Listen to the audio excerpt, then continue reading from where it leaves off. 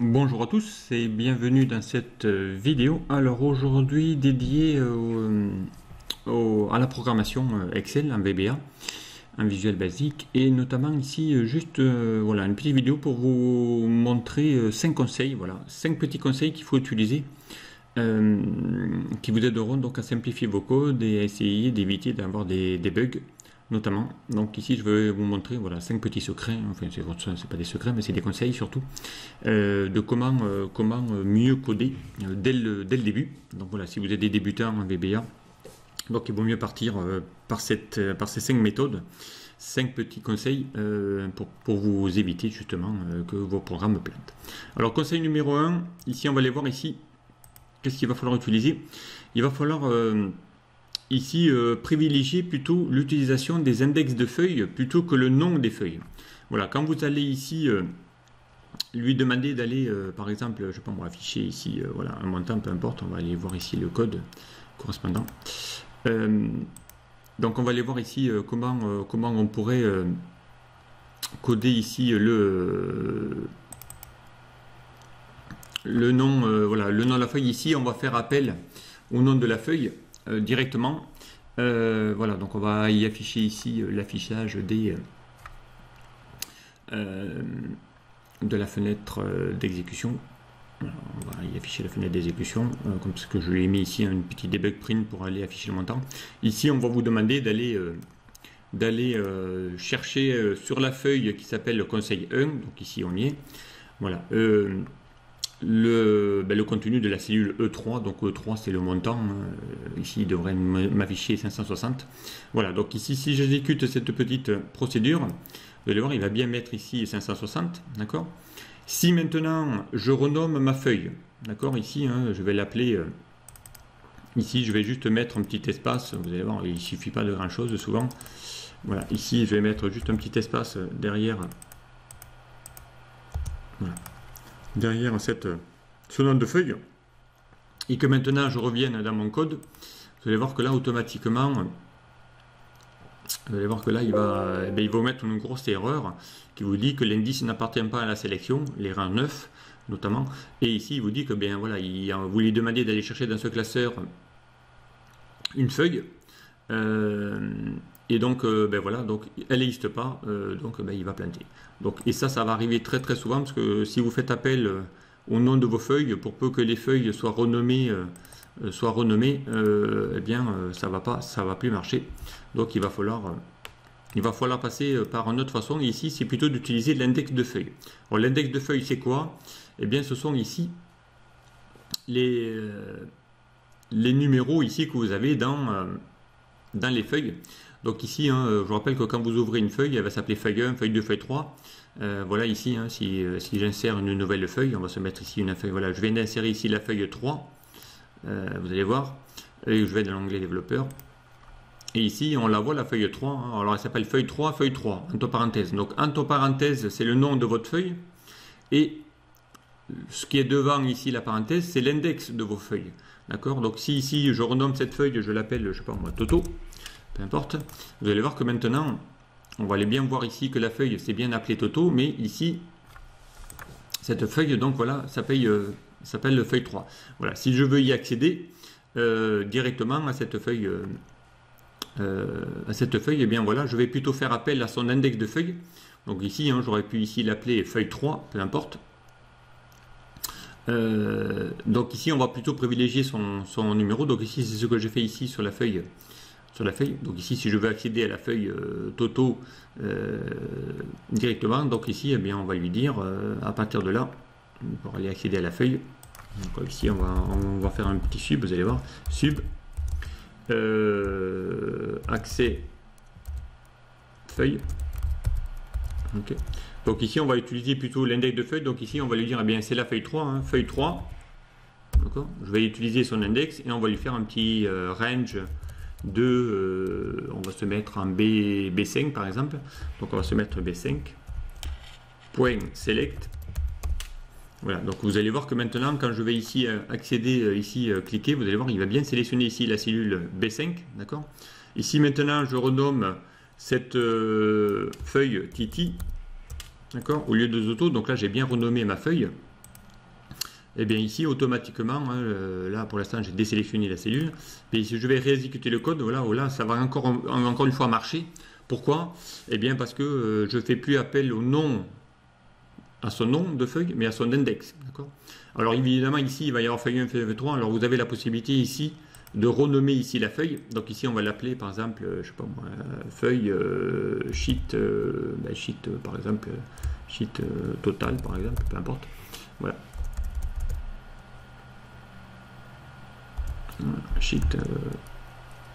Sheet base, voilà, vous l'appelez comme vous voulez. Voilà, et maintenant, bien ici, hein, voilà, ici j'ai enlevé l'index de feuille 1, mais elle s'appelle sheet base. Donc ici, maintenant, il faut changer son nom, évidemment, parce que du coup, il ne va pas la trouver. Donc s'il fait feuille base, voilà, automatiquement, voilà, si je vais ici dans cette feuille, qui est même sommaire, et que je lui ai dit d'aller ici sélectionner cette feuille déjà d'y aller dessus, vous allez voir, donc on va faire ch base .activate, voilà, pour y aller dessus, et on va lui dire, donc ici je pars de la feuille sommaire, là il devrait aller sur la feuille Titi et en même temps sélectionner la cellule B5. Donc on va voir si ça exécute. Voilà, il a bien activé la feuille Titi et on est bien ici sur la feuille B5. Voilà, donc ça va vous éviter énormément d'erreurs. Voilà. Plutôt que déjà le code est beaucoup plus long ici, hein, je lui ai dit sur ce classeur va chercher parmi toutes les feuilles celle qui s'appelle le conseil numéro 1. Voilà, si ce n'est que si demain je renomme ma feuille, et bien cette procédure là ne fonctionnera plus. Ouais, il vaut mieux passer par son index de feuille. Donc ici, hein, la feuille conseil numéro 1, je l'ai appelée data 1. Voilà, data 1, donc il va chercher la cellule E1 et là si j'exécute, automatiquement il va bien afficher les 1844. On va aller ici sur la feuille. Voilà, ici hein, la cellule E4 fait bien 1844, d'accord. Donc là ça fonctionne, donc voilà. C'est simple, mais sincèrement ça va vous éviter. Voilà, dans la fenêtre des propriétés, n'hésitez pas à renommer vos index de feuilles aussi. Voilà ici pour le conseil numéro 1. Conseil numéro 2, ça va être aussi intéressant de l'utiliser. Il faut utiliser l'objet current region. Ça va vous aider notamment pour aller sélectionner des plages. Ça va être assez sympa. Alors c'est quoi la current region? Ici par exemple si je voulais sélectionner tout ce tableau, voilà, ici hein, j'aurais dû lui dire prendre de la cellule B3 jusqu'à E33, donc ça c'est assez long à taper, d'accord. Donc ça c'est beaucoup plus simple. Voilà ici hein, si j'avais eu à sélectionner cette plage, donc j'aurais dû lui mettre de la cellule. Donc ici, on aurait dû lui mettre un petit range. On va faire un sub sélection plage, par exemple. Voilà. Donc ici, j'aurais dû mettre à partir de l'active sheet. Ok. Point range. Et bien là, j'aurais dit va sélectionner de la cellule B3 jusqu'à la cellule E33. Ok. Et on va lui faire un petit point select. Voilà. Ici, hein, si je sélectionne ici ce code, ok, directement, donc là il va bien sélectionner ici la plage, mais ici demain ici je sélectionne une plage, si je saisis une ligne supplémentaire, ici je vais lui sélectionner une ligne supplémentaire, vous allez voir que maintenant ce code, si je l'active, voilà, il va sélectionner que l'ancienne plage mais pas la nouvelle ligne. Donc si vous avez des tableaux ici qui vont s'allonger ou qui vont se rétrécir, eh bien ça, j'ai pas une plage dynamique, d'accord. On va plutôt privilégier l'objet current region. Alors current region, c'est l'équivalent du fameux contrôle A. Donc ici, si je fais un petit contrôle A, ça va sélectionner toute ma plage actuelle, d'accord. Si je rajoute encore une fois, tiens, je vais rajouter même 2 lignes supplémentaires, vous allez voir. Je fais CTRL V, voilà, ici je fais ici, je me mets n'importe où, je fais CTRL A, voilà, il va sélectionner toute la plage avec les nouvelles, et ainsi de suite. Donc ça c'est vraiment pratique. Voilà, je refais CTRL A ou CTRL étoile, hein, c'est la même chose. Si je fais CTRL étoile, vous allez voir automatiquement, ça va aussi marcher. Voilà, ça fait exactement la chose. CTRL étoile ou CTRL A vous permet ici de sélectionner la plage utilisée, la plage en cours. Voilà, donc pour ça, sincèrement, c'est beaucoup plus simple que d'aller à chaque fois, voilà, comment rendre une plage dynamique. Eh bien, on va lui dire à partir, donc ici, je vais déclarer une variable de type ma plage, de type range plage, et ici, donc je vais lui demander d'aller lui afficher la plage en question. Donc vous allez voir ici, hein, quand je vais exécuter mon code, donc il vous dit que la plage fait bien B2 jusqu'à E33. D'accord, donc ça marche bien. Ici, il voulait même afficher dans la maison. Ici, on ne va pas afficher la MGBox, on va la désactiver. Voilà, ici, je rajoute, je sais pas moi, 5 lignes de plus. CTRL-C, ici, CTRL-V. Voilà, et que j'exécute mon code. Vous allez voir que là, hein, le fait d'aller utiliser à partir de la cellule B2, à partir d'un point de départ, va sélectionner la current région. Voilà, après j'aurais pu le mettre à partir de la cellule B, E2, peu importe, hein. Ici je vais le faire, mais c'est exactement la même chose, E2. Il suffit de se mettre à l'intérieur du tableau et de lui indiquer la plage. Là vous allez voir, il va changer, donc là il a pris B2 jusqu'à E33, pourquoi là il a pris jusqu'à la E40, pardon, donc là il a pris toute la plage correspondant à ces nouvelles lignes, voilà, automatiquement. Donc si j'efface tout ça et que je réexécute, il va bien exécuter ici jusqu'à la plage E40. Donc là j'ai une plage dynamique qui va s'afficher directement. Donc ça c'est vraiment important. Current région, ça va vous simplifier des fois vos codes sans avoir notamment l'extraction d'un filtre avancé, vous permettra ici de pouvoir, à partir du résultat du filtre avancé, de faire ici un petit CTRL A pour sélectionner toute la plage. Voilà, donc ça c'est le deuxième conseil à utiliser, c'est l'objet current région. Ensuite, donc conseil numéro 3, ça aussi important, je privilégie ici effectivement l'utilisation des variables tableaux. Ça vous permet ici notamment pour copier, donc on va partir évidemment de ma current région. Ici je voudrais prendre tout ce tableau là et le copier ailleurs, notamment ici je lui dis de le copier ailleurs. Donc on va aller voir, on va aller dans l'onglet développeur. Donc ici voir un petit peu ce code là. Voilà, ici, hein, le plus simple c'est de passer par ce code là. Vous avez la version longue qui vous permet de le faire ici via une boucle. Donc là, c'est bien la boucle, mais ça prend beaucoup de place. D'accord, ici, hein, ça prend du temps pour faire ici une boucle qui va aller boucler aussi bien les lignes que les colonnes. Donc ça, j'aurais pu le faire. Et ici, pour aller le copier, c'est encore plus simple. Donc on va utiliser ici une variable de type tableau. D'accord, ici, hein, j'ai déclaré une variable mon tableau de type variante. Voilà, ça va prendre tout. Et ensuite, ici, si j'efface ça, vous allez voir, on va effacer ici le contenu. Donc, je vais lui dire de le mettre à partir de la cellule H10, de copier ça juste à côté en cellule H10. Vous allez voir. Donc, à partir de la cellule, voilà, ici, je lui dis de prendre dans ma variable toute la plage, donc en passant par la current région. Donc, ici, je vais lui prendre les valeurs, hein, ce coup-ci, directement. Voilà, donc on va se tirer un petit peu les. Hop, voilà, directement. Voilà.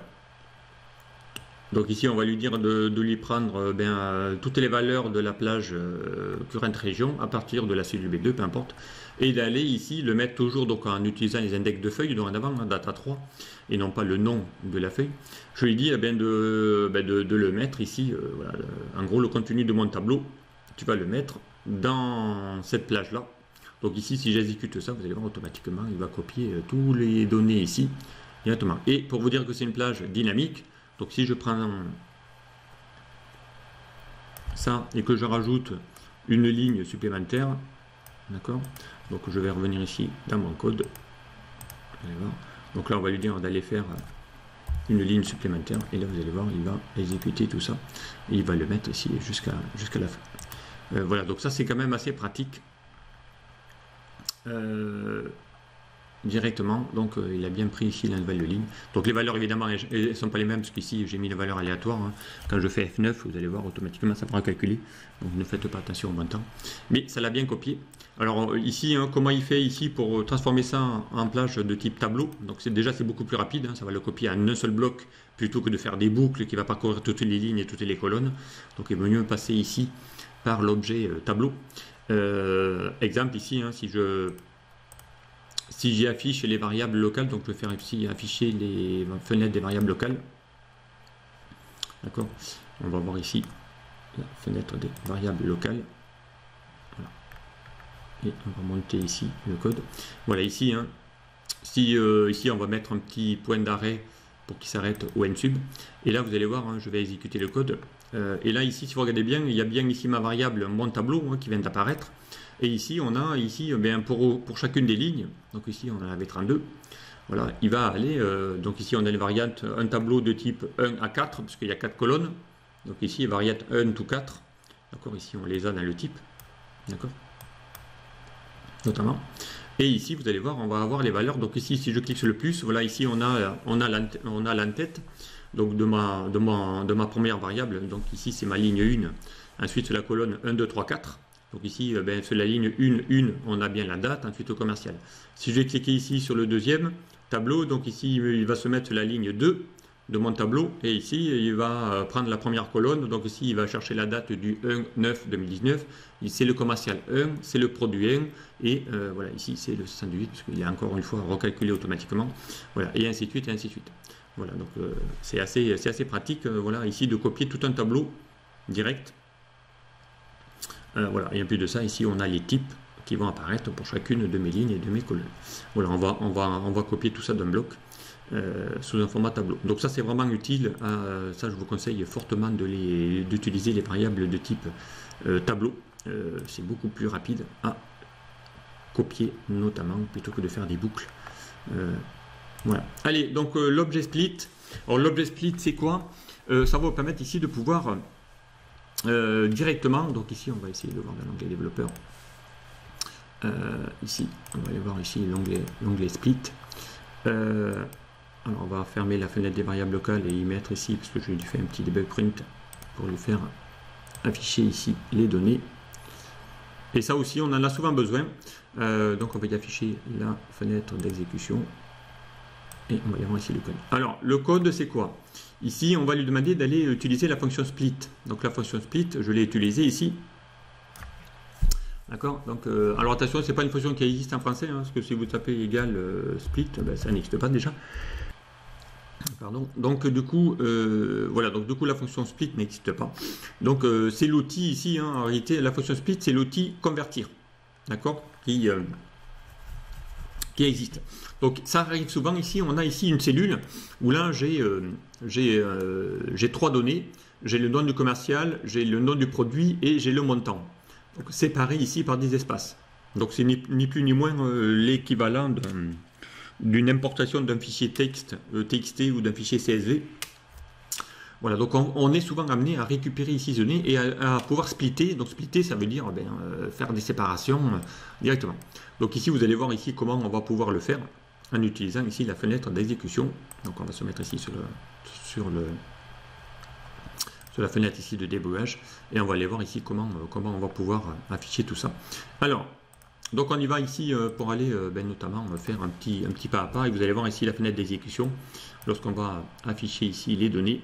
Donc on va faire le pas à pas. Donc on va faire des outils débogage, F8,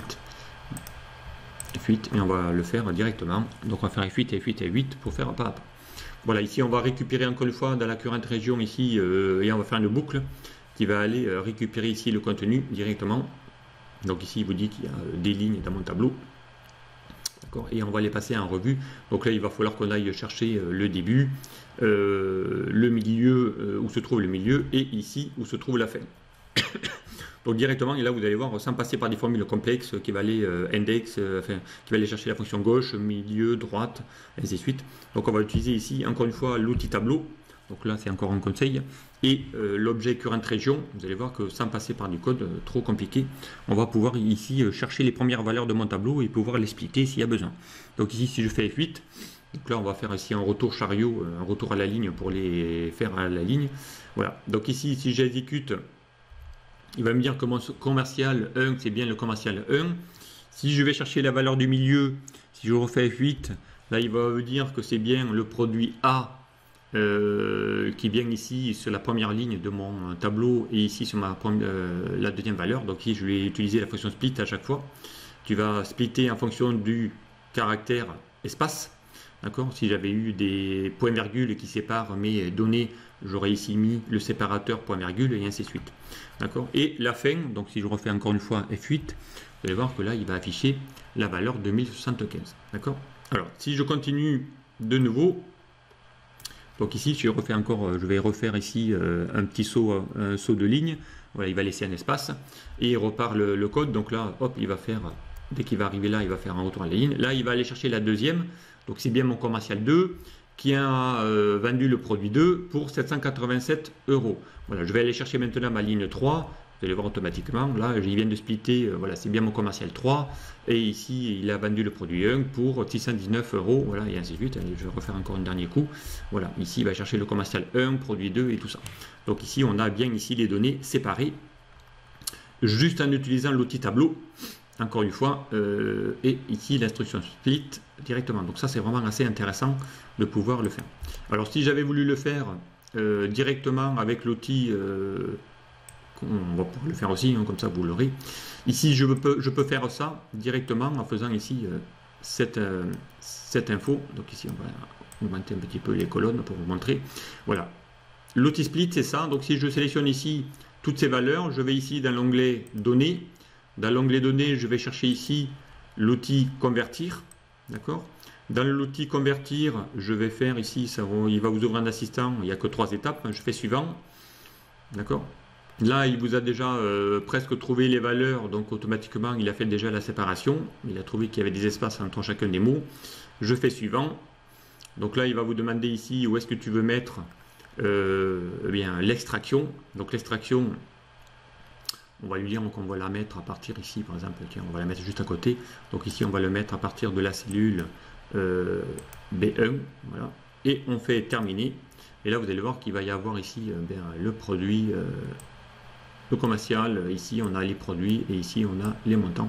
Alors ici, parce qu'il y est, hein, n'oubliez pas, c'est parce qu'ici il doit y avoir une couleur de police qui ne doit pas être au bon endroit. Voilà, on va mettre pas en gras, il doit y avoir un titre, c'est pour ça.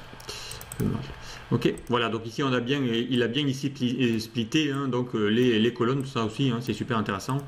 Cet outil convertir, donc qui est l'équivalent du split en anglais, qui vous permet ici de faire exactement la même chose. Voilà, donc ça c'est vraiment utile. Je l'ai fait notamment dernièrement pour un client, voilà, qui voulait à partir de noms de fichiers, de plusieurs noms de fichiers d'ailleurs, pouvoir reconstituer un tableau, puisque le nom de fichier était composé du nom de client, de la date de la facture, du montant de la facture. Voilà, donc ici ça vous permettait de pouvoir reconstituer ici un tableau avec le numéro de la facture, le nom du client et le montant, si c'était des infos que vous avez déjà dans le nom d'un fichier notamment. Voilà, donc ça c'est assez pratique, donc à utiliser. Allez, dernier conseil. Conseil numéro 5, c'est ici comment accélérer votre code. Donc là, moi, je vous recommanderais donc de rajouter à chaque début de procédure de mettre cette ligne-là et à la fin de la procédure pour remettre les compteurs à zéro, de remettre ici ce calcul. Donc il va arriver que quand vous allez avoir des fichiers assez volumineux, avec beaucoup de formules, vous vous en êtes peut-être déjà rendu compte, plus vous mettez des formules, plus le classeur va déjà augmenter de taille, mais plus il va ralentir, puisque derrière, à chaque fois que vous allez faire, ici, hein, j'ai mis des valeurs aléatoires, donc à chaque fois que je vais faire entrer, ou que je vais ici valider ou repartir sur, ici il y a 1083, mais si je fais ici, je vais changer, sortir de feuille et revenir, voilà, et que je vais après recalculer, faire de la validation, vous allez voir, ou que je vais recalculer rapidement les données, eh bien ça va automatiquement refaire ici ces données. Donc ça va recalculer à chaque fois. Donc eh bien ça va ralentir. Donc je vous recommanderais ici, parce que je rappelle que par défaut, quand on va dans l'onglet formule, on va se mettre ici la barre formule, nous sommes ici en automatique, en recalcul automatique. Et bien ici on pourrait se mettre en manuel directement, et là vous avez ici une application, c'est-à-dire moi Excel application va chercher dans les onglets formules, ici on est bien dans les calculs, de se mettre en calcul manuel, donc c'est-à-dire ça va stopper pendant un certain temps, pendant la durée de la procédure, tous les recalculs des formules. Voilà. Ensuite on va aussi lui désactiver le screen updating qu'on va mettre à face, c'est ici le rafraîchissement de l'écran, ça vous permettra, si vous avez besoin ici d'aller prendre des données pour copier dans une autre feuille, d'éviter de voir tout ce que fait le code, c'est-à-dire vous allez voir vos feuilles qui vont basculer de l'une à l'autre. Donc voilà, donc on va désactiver ici le rafraîchissement de l'écran, donc ça c'est la deuxième ligne. Et la troisième, ici on va aussi pouvoir désactiver aussi s'il y avait des événements Donc les événements, hein, vous les avez ici dans l'onglet développeur. Hein. Ce sont ici tous les événements que vous pouvez avoir, notamment ici sur le disk workbook, vous pouvez ici générer des événements. Ici on va chercher le disk workbook, peu importe. Voilà. Ici, hein, ce sont les événements qu'on peut à l'ouverture, avant le clic droit, avant le changement d'une feuille. Tout ça, on pourrait lui dire, pendant que, si tu as des événements pendant la procédure, de pouvoir les désactiver aussi, pour éviter que ça parte dans tous les sens aussi. Donc voilà, donc vous pouvez désactiver ici. Ici, on a dans la fenêtre de tous les événements, sur le clic, sur le on-click, sur après avoir sauvegardé, avant d'avoir sauvegardé, sur l'ouverture d'un classeur, sur le changement d'une feuille, sur le rajout d'une feuille. Voilà, ici sur les tableaux croisillamiques. Voilà, on peut faire vraiment énormément de choses sur les événements. Et ici, on pourrait lui dire de les désactiver aussi. Donc la propriété Enable Event, vous les mettez à Face. Donc ça, c'est ce petit groupe de commandes ici, ces 3 commandes, vous les mettez au début de chaque procédure. Vous allez faire votre instruction et à la fin de la procédure, il faut remettre tout à 0. Donc on va remettre les calculs automatiques, on va remettre le rafraîchissement de l'écran et on va remettre les procédures Enable Event aussi à True. Voilà, donc ça c'est vraiment des petits conseils qui vont vous permettre ici de pouvoir accélérer vos codes et de diviser des fois par 2 la durée d'exécution d'un code, notamment si vous avez beaucoup de choses à lui faire faire. Ok. Et puis voilà, et puis donc en petit bonus, ici je vais vous montrer ici comment, ici un petit code qui va vous permettre ici de pouvoir vous mettre un Excel en plein écran. Donc en gros ici, c'est 4 lignes. Donc il y en a une qui va vous permettre d'afficher le ruban en plein écran, l'autre qui va vous permettre ici de retirer les onglets de feuilles. Les onglets de feuilles, ce sont les onglets que vous avez en bas, ça permet de les masquer. Donc ok. Ça vous permet ici de pouvoir aussi enlever le heading. Donc je rappelle, le heading, c'est les en-têtes. Donc ici, les en-têtes, c'est les ABCD 1, 2, 3. Ici, hein, le heading, c'est ça, hein, ça va désactiver. On pourrait lui enlever aussi la barre de formule. Donc ici, le fait de décocher ça, lui enlève aussi la barre de formule. Voilà. En gros, ici, hein, l'équivalent, ça va être ça. Ça va être ici un full screen. Donc ici, on va lui mettre un full screen, voilà, en plein écran. Et enlever aussi les barres les onglets de feuilles. Voilà. Donc si je fais ces 4 lignes, ici, on a un full screen directement. Voilà, soit je masque le ruban, soit j'affiche le ruban. Voilà, ça c'est un code que je fais régulièrement. Ici, vous pourriez créer un bouton qui va afficher cette macro pour remettre le ruban complet. Donc avec ici, afficher le ruban, remettre la barre de formule, remettre l'en-tête et les onglets, et un autre qui permet de mettre le full screen, le plein écran. Voilà, ici, bon ça c'est un petit bonus, mais vous avez le code qui permet de le faire. Voilà ici donc 5 conseils. Vraiment 5 conseils qu'il faut appliquer dès le début, hein, si vous êtes même débutant en VBA, faites-le, notamment ça va vous aider, ça va vous éviter des erreurs, ça va accélérer vos codes, voilà, plein de petits secrets comme ça qui vont vous aider dès le début à pratiquer et à utiliser surtout les bonnes manières. Voilà, j'espère que ce tuto vous aura plu, et bien, je vous dis à très vite sur de prochains tutos, au revoir.